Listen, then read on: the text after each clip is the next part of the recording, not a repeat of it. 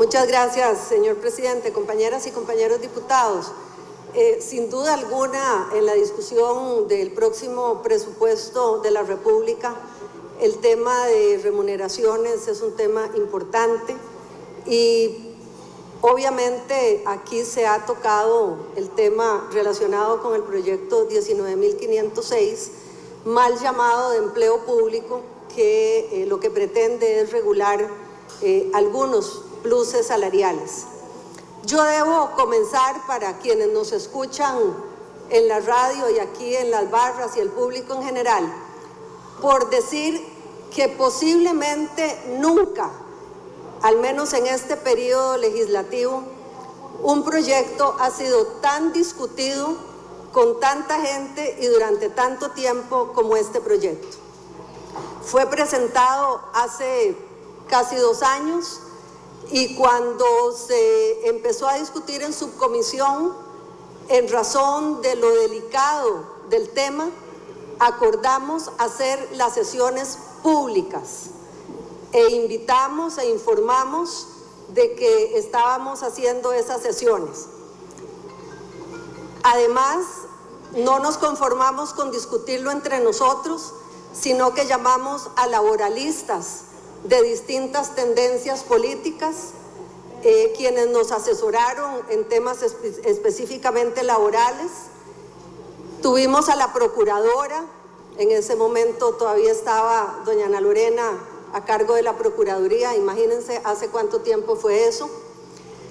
Tuvimos al viceministro de la Presidencia para ver temas de carácter constitucional y especialmente sobre lo que tiene que ver con el Estado como patrón único, y tuvimos la asesoría del Servicio Civil, del Ministerio de Planificación, del Ministerio de Trabajo y del Ministerio de Hacienda. Una vez que terminamos de escuchar esos criterios que están todos vertidos en las actas y recogidos en el informe de mayoría que hemos firmado el día de hoy,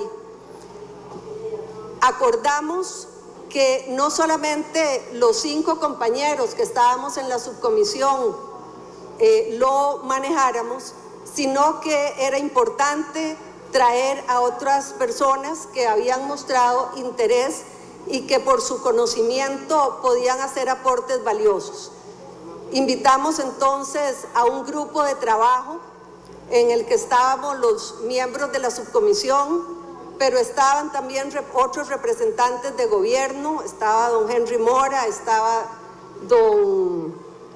el diputado Ortiz Fábrega, posteriormente, porque por parte de la unidad también estaba don Luis Vázquez. Don Luis era parte de la subcomisión, al igual que doña Emilia, don Ronnie, doña Patricia y yo.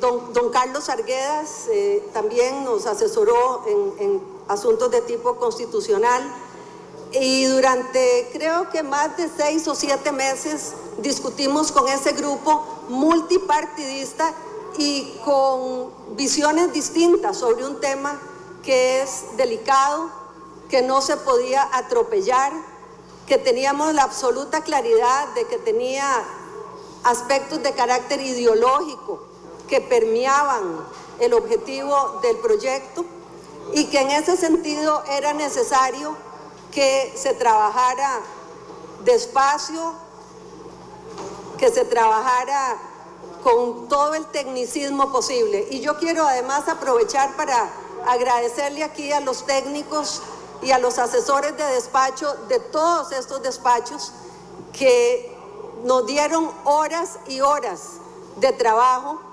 para poder culminar con un informe.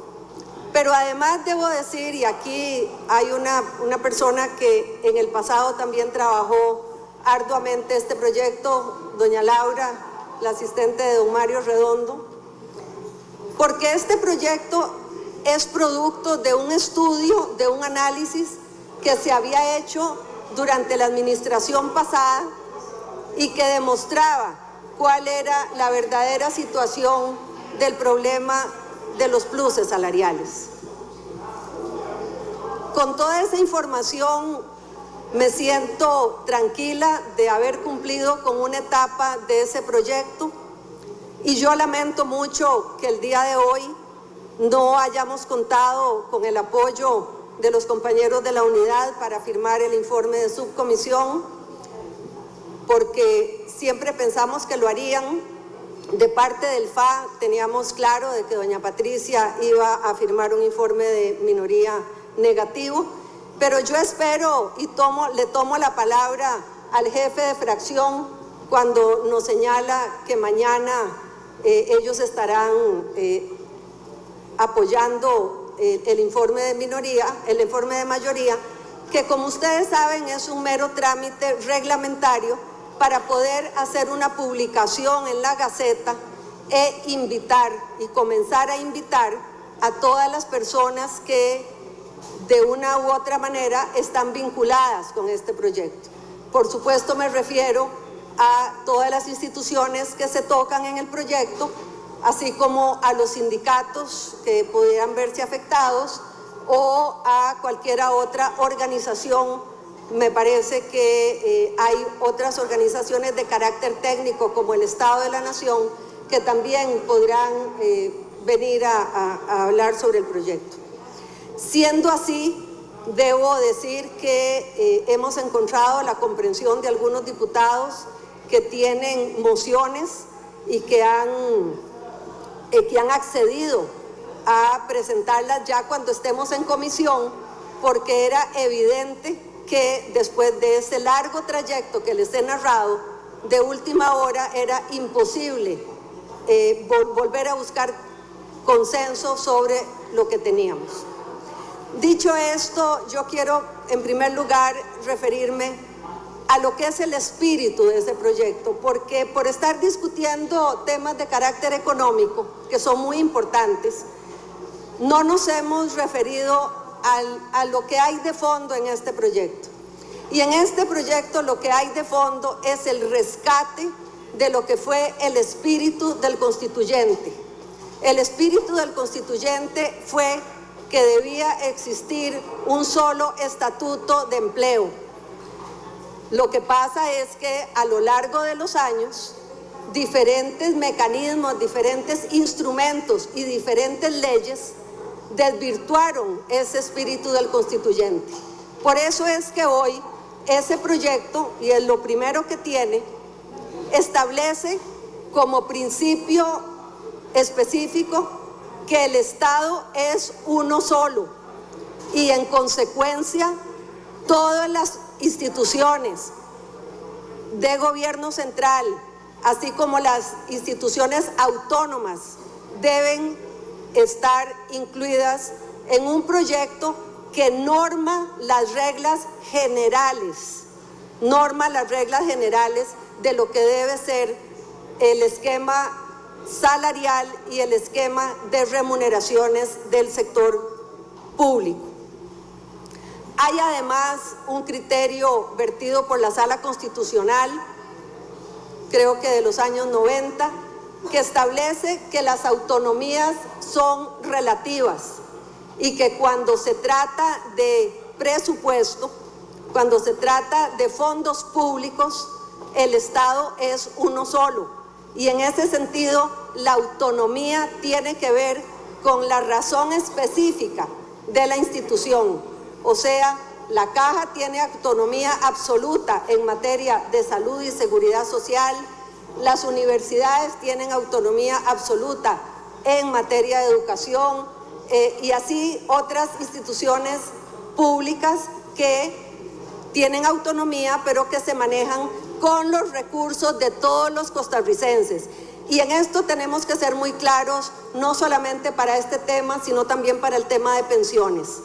Cuando aquí discutimos las pensiones, por ejemplo, del Poder Judicial, y se nos dice que eso es otra cosa porque proviene de otro fondo, nuestra respuesta ha sido la misma. Los recursos vienen del presupuesto. Ciertamente hay aporte de los trabajadores en todos los casos, pero hay recursos que provienen del presupuesto nacional y en ese sentido no puede estar ausente de la política nacional las directrices generales que deben privar en esta materia. Dicho esto, yo quisiera señalar que el proyecto regula 6 de los pluses salariales. Y digo y repito, regula, porque no elimina ninguno de estos pluses. Me refiero a anualidades, a dedicación exclusiva, a prohibición, a zonaje, a carrera profesional, y se me está escapando uno. Anualidades.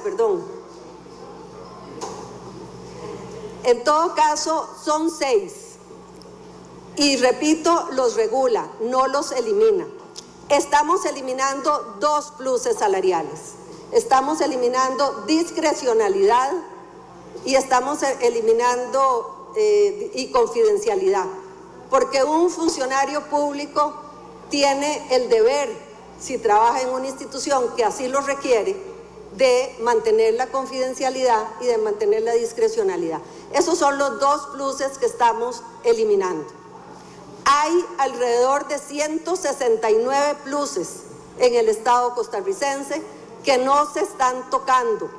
Y repito, no se están tocando alrededor de 169 pluses salariales. No sé si en adelante habrá que hacerlo, no sé si no habrá que hacerlo. Nosotros decidimos que había que comenzar por algo y esos son los 6 pluses que son comunes a todas las instituciones y que además son pluses salariales que se dan en dinero, o sea que incrementan el rubro de remuneraciones. ¿Por qué es que hemos insistido en que este asunto se vea primero que poner impuestos? No es una teoría neoliberal, compañeras y compañeros. Evo Morales acaba de eliminar el aguinaldo y en Grecia despidieron gente. Yo no quisiera que mañana tengamos que seguir por el camino que inició el IFAM ayer, que tuvo que despedir a 14 funcionarios porque no le da el presupuesto. O sea, o nosotros ponemos orden con calma y haciendo las cosas bien, o el camino es el que ya comenzó a tomar una institución pública. Y lo dice claramente la presidenta ejecutiva, no había dinero para mantener esas 14 plazas. Entonces este asunto no es ni de derechas ni de izquierdas, no es de neoliberales. Yo quisiera que con la seriedad con que este tema ha sido tratado, discutiéramos las cosas. Porque esos insultos salidos de la década de los 50, me parece que ya no nos lucen, no le lucen a nadie. Este no es un tema de derechas o de izquierdas o de neoliberales. Este es un tema de interés nacional. ¿Y por qué era necesario tratar este tema antes de los impuestos? Porque los pluses salariales que implican recursos económicos tienen vida propia.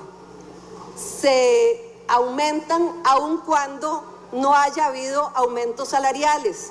Y para los compañeros que han estudiado el presupuesto, saben que a pesar de que el año pasado no hubo un solo aumento para los empleados del sector público, el incremento en el rubro de remuneraciones creció alrededor de un 4%, porque esos pluses salariales tienen vida propia. Dicho esto, quisiera referirme a algunas de las cosas que se han dicho sobre el proyecto.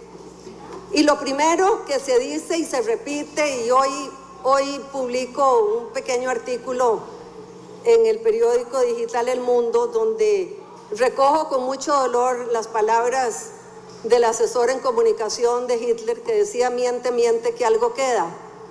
Se ha tratado de engañar a los empleados públicos diciéndoles que estamos cargándoles la mano y que estamos culpabilizándolos del déficit fiscal. Nada más lejano de la realidad. Y doña Ligia hoy fue muy clara al decirnos qué significa del déficit fiscal lo que podemos hacer en materia de remuneraciones.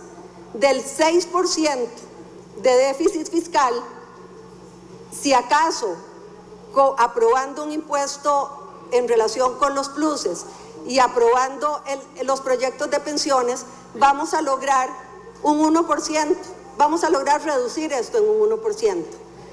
Pero ¿qué pasa si ponemos impuestos y no hacemos esa tarea? El crecimiento automático nos va a obligar a que dentro de 5 años tengamos que pedirle a todos los costarricenses nuevamente impuestos. Esa es la razón, no es un capricho, por la cual era necesario hablar de empleo público o de remuneraciones adicionales, como he dicho que se llama el proyecto. Entonces, ese argumento de que lo que queremos es cargarle la mano a los compañeros, porque yo también soy y fui a mucho orgullo funcionaria pública y sigo siéndolo, es totalmente una falacia. Es que eso se comprueba con números, compañeras y compañeros, y quienes están en la Comisión de Asuntos Hacendarios lo han dicho 1000 veces. Aquí el tema del déficit fiscal se resuelve con impuestos, se resuelve evitando evasión y se resuelve a futuro con proyectos como este proyecto, que con sus cambios que puede tener en comisión va a tener, se podrán resolver. Pero las cosas hay que hacerlas en orden. Y además yo debo recordar aquí que durante la administración Chinchilla se pretendió empezar por la vía de los impuestos, pero que aquí fue imposible que se pasaran los impuestos, y después de 2 años de estar discutiendo un proyecto que la Universidad de Costa Rica calificó como un proyecto absolutamente progresista, en el cual el 80% de los impuestos se le cargaba al 20% de la población, no lo dijimos nosotros, lo dijo la universidad, se cometieron errores de forma y la Sala Cuarta se lo trajo abajo. Así es que los neoliberales que estamos aquí sentados también creemos en el tema de los impuestos progresivos. Pero las cosas, repito, hay que hacerlas en orden. Y una cosa no puede hacerse sin tomar en cuenta la otra. Yo veo en todo este tema un paquete en donde empezamos con el tema de las remuneraciones para evitar que dentro de 5 años tengamos que presentarle a los costarricenses un paquete, y podamos también trabajar en los proyectos de impuestos. Ojalá primero aquellos impuestos directos y que no sigamos cargándole la mano a todo mundo en general con impuestos indirectos, que yo reconozco que son más fáciles de cobrar, pero que también son muy injustos. Y que podamos discutir con calma este proyecto de remuneraciones tan satanizado por los sindicatos y por algunos de nuestros compañeros, a quienes realmente me sorprende algunos haberlos visto, muchos de ellos creo sin haber leído el proyecto, haberle permitido que la ANEP saliera hoy satanizando algo que alguna gente ni siquiera conocía. Para terminar, porque creo que son 30 minutos, puedo seguir un ratico. Además de este proyecto, se ha dicho de este proyecto que impone salario único. No hay una sola referencia en ese proyecto al salario único. Y no hay referencias al salario único porque somos convencidos de que el tema de los incentivos es un tema importante. Al empleado público bueno hay que incentivarlo. Al empleado público que no responde no hay que estimularlo. Y hoy día, costarricenses, sépanlo, cuando se quejan de la Caja Costarricense del Seguro Social, sepan que la Caja Costarricense del Seguro Social considera que más del 95% de sus funcionarios son absolutamente excelentes, y evidentemente la población no lo comprende así. Es por eso que también el tema de la eficiencia es un tema importante. Cuando algunos sectores han reclamado que se les quiere evaluar, la respuesta es: si la evaluación está establecida en este país desde que se aprobó la ley de salarios en 1956. Lean el artículo 5 de la ley de salarios de 1956, donde se dice que la anualidad se entregará al funcionario calificado como bueno. El problema es que nadie sabe qué quiere decir bueno. Y bueno es aquello que el jefe inmediato considera como bueno. Esas son las cosas que pretendemos arreglar en este proyecto. Algunas de los temas que hoy han manejado aquí los compañeros de la Unidad Social Cristiana, tienen también respuesta. Y por supuesto vamos a discutirlos en comisión. Pero yo debo decir sobre el tema de haberle puesto un tope a las instituciones en competencia, que no es un tema fácil, que es un tema que se discutió en comisión y que todos estuvimos de acuerdo en que hay que ponerles las reglas del juego, y yo espero que así lo vayamos a hacer. Pero eso era algo que no se podía hacer de la noche a la mañana y mucho menos a última hora, porque muchos de nosotros no estamos dispuestos a debilitar el ICE, a debilitar el Instituto Nacional de Seguros o la banca nacionalizada. Y claro que ponerles topes salariales sin haber discutido una fórmula que efectivamente los ponga en orden, pero que no puede ser igual que poner en orden a los funcionarios del Ministerio de Trabajo o de Gobierno Central, porque tienen otro tipo de funciones. Bueno, yo he dicho que estoy de acuerdo, que a las instituciones en competencia también hay que ponerles un marco de referencia para que esos salarios de lujo no sigan siendo así, pero no podía hacerse de la noche a la mañana. Ya los compañeros que han solicitado o que hemos discutido, porque eso se discutió en la subcomisión e incluso en la comisión, los compañeros saben que le hemos solicitado a algunos técnicos especialistas en la materia que nos ayuden a redactar la moción correspondiente a ese tema.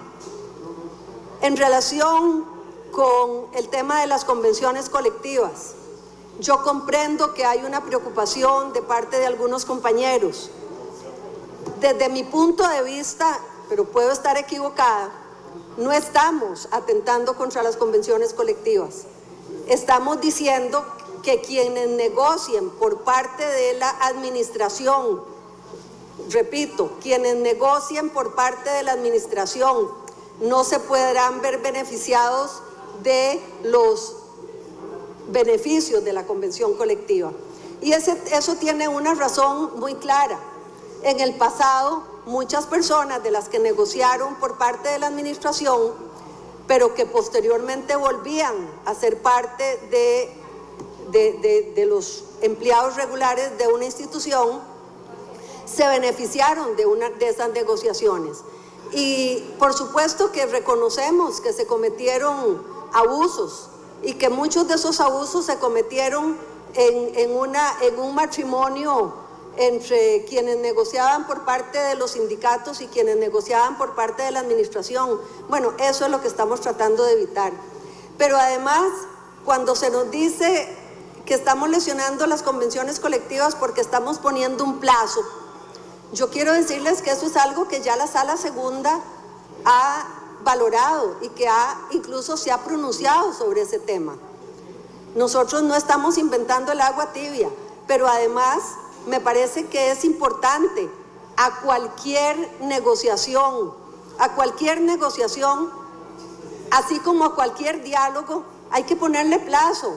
Este país no puede seguir pateando la bola para adelante y nosotros 57 tenemos una responsabilidad de no seguir pateando la bola por delante. Yo voy a seguir consultando, como les decía anteriormente, consulté con diferentes laboralistas, especialmente el tema de las convenciones colectivas, y como exministra de Trabajo, que en todo momento tuve una excelente relación con los sindicatos, no pretendería ni además podría. En este país las convenciones colectivas son un derecho constitucional, podría lesionar ese instrumento. De manera que si alguien me convence de que el proyecto está lesionando la capacidad de negociación, pues veremos qué se hace. Yo en este momento estoy convencida de que eso no es así. Pero además quiero decirles una cosa, porque siento alguna paranoia de los sindicatos en relación con el tema de las convenciones colectivas. Para decirles que una gran parte de los problemas, de los incentivos y de las gollerías que se han hecho en esta materia, se han hecho a través de reglamentos, a través de acuerdos de junta directiva, a través de negociaciones de las cuales nadie se dio cuenta. Y que un buen día amanecimos con que la Caja tomó la decisión de llevar su cesantía a 20 años. Y eso no fue a través de una convención colectiva, eso fue a través de un acuerdo de junta directiva. Por eso es que en el proyecto no se habla solamente de convenciones colectivas, se habla de cualquier instrumento que se preste para hacer este tipo de negociaciones. Pero bueno, yo puedo entender que hay aspectos relacionados con esos temas y que eso es una discusión de carácter ideológico, aunque yo repito, me parece que este es un tema que no es de izquierdas ni es de derechas. Finalmente, señalar que yo esperaría, compañeras y compañeros, que tengamos la claridad suficiente para entender que los temas que tenemos entre manos no son temas menores, que son temas que inciden directamente en el mantenimiento no solamente de nuestras instituciones públicas y de nuestro Estado de Derecho, sino que son temas que inciden en nuestra democracia, en el mantenimiento y en el fortalecimiento de nuestra democracia. Nosotros en este país podemos discutir las cosas alrededor de una mesa, pero no podemos seguir alargando discusiones. Y yo quisiera pedirle a algunos de los compañeros que han estado utilizando el expediente de atrasar este asunto, que no lo siguiéramos haciendo. Si estamos de acuerdo, bien, y si no estamos de acuerdo, pues qué lástima. Pero tomemos las decisiones de una vez. Estamos prácticamente en el 3er año de gobierno y no hemos sido capaces ni de arreglar el tema del gasto, ni de arreglar el tema de los impuestos, ni de arreglar totalmente el tema de la evasión. Y yo creo que todos vinimos aquí con la intención de dar lo mejor de nosotros para que esas cosas se arreglaran.